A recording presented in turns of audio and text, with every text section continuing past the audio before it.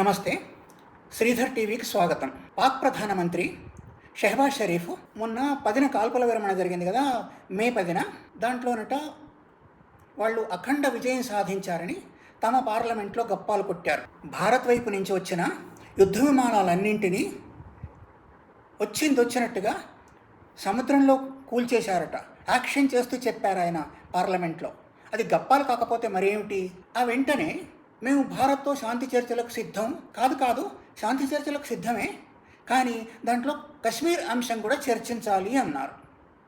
అది చిత్తశుద్ధి ఉన్న మాటనా, దొంగ మాటనా?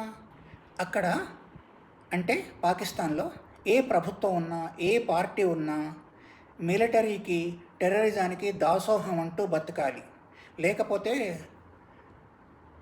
నూకలు చెల్లినట్టే.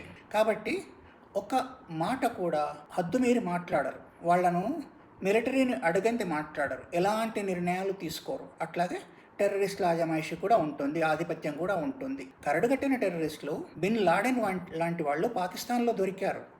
ప్రతి టెర్రరిస్టుకు అడ్రస్ ఎక్కడంటే పాకిస్తాన్.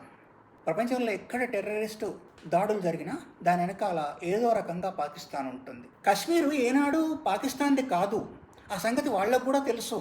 కొందరు నాయకులు అక్కడ ఇదివరలోనే కశ్మీర్ కోసం 1000 సంవత్సరాల యుద్ధమైనా చేస్తామన్నారు. అంటే 1000 సంవత్సరాల యుద్ధం చేసిన కశ్మీరు వాళ్ళ వశం కాదు అని వాళ్ళకే తెలుసు. ఆనాడు దేశ విభజనప్పుడు అసలు కశ్మీర్ అంశమే లేదు. అక్కడ పాకిస్తాన్ అంటే కశ్మీర్ వెళ్తుందనే లేదు. అప్పుడు ప్రిన్సిపల్ స్టేట్గా ఉంది కశ్మీరు, భారతదేశంలో తనంతట తానుగా కలిసింది. ఆ తర్వాత కుట్రపూరితంగా ఆ అంశాన్ని చేర్చారు. సిమ్లా ఒప్పందం ప్రకారం కూడా ఇరు దేశాల మధ్య ఎలాంటి అంశాలైనా కూడా పరస్పరం చర్చించుకోవాలి, కానీ థర్డ్ పార్టీ ఉండకూడదు, ఇంకెవరు బయట నుంచి రాకూడదు అనే ఒప్పందం కూడా ఉంది. అది కూడా ఏనాడు పాకిస్తాన్ పాటించదు. పైగా వీళ్ళు వచ్చి చెప్పాలి, వాళ్ళు వచ్చి చెప్పాలి, లేదా యుఎన్ఓలో పెడదాం, ఇలాంటి మాటలన్నీ మాట్లాడుతుంది. కశ్మీర్ వారిది అనుకుంటే అక్కడి వాళ్ళని అడిగి చూడండి. అడుక్కు తినే వాళ్ళతో ఎంతమంది వెళ్తారు, ఎవరు వెళ్తారు? వెళ్ళిన వాడు కూడా అడుక్కు తినాల్సిందే కదా. అప్పుడు తెలుస్తుంది.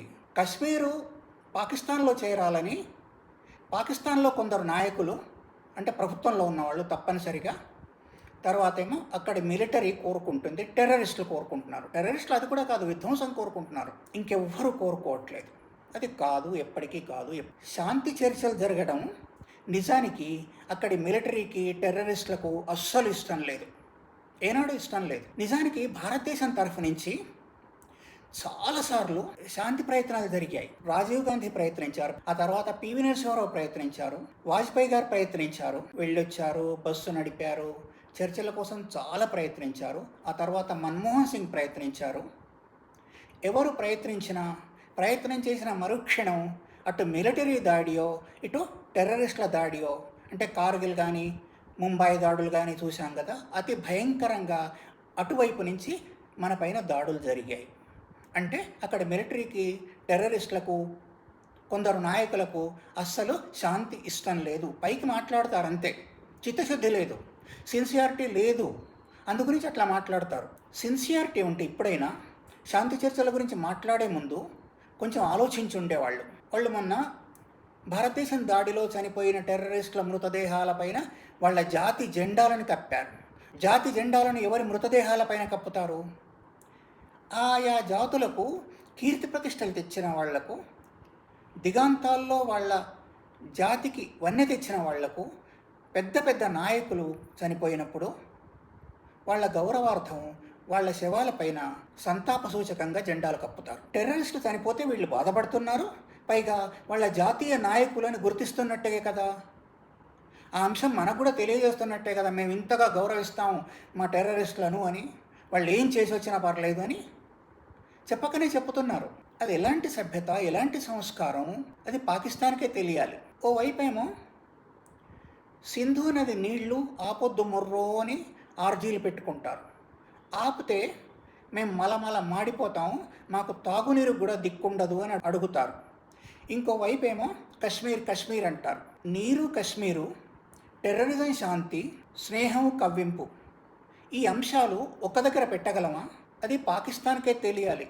ఇవన్నీ ఎంత తర్కించుకొని ఆలోచించి చూసినా కూడా అన్నీ అబద్ధపు మాటలు, దొంగ మాటలు, సిగ్గులేని మాటలుగానే కనిపిస్తున్నాయి. కానీ అర్థం కనిపిస్తుందా ఎవరికైనా? అదే పాకిస్తాన్ విలక్షణ శైలి. ఈ వీడియో సాంతం చూసినందుకు ధన్యవాదాలు. ఈ మన ఛానల్ను మీ ఛానల్గా భావించి తప్పనిసరిగా సబ్స్క్రైబ్ చేయండి.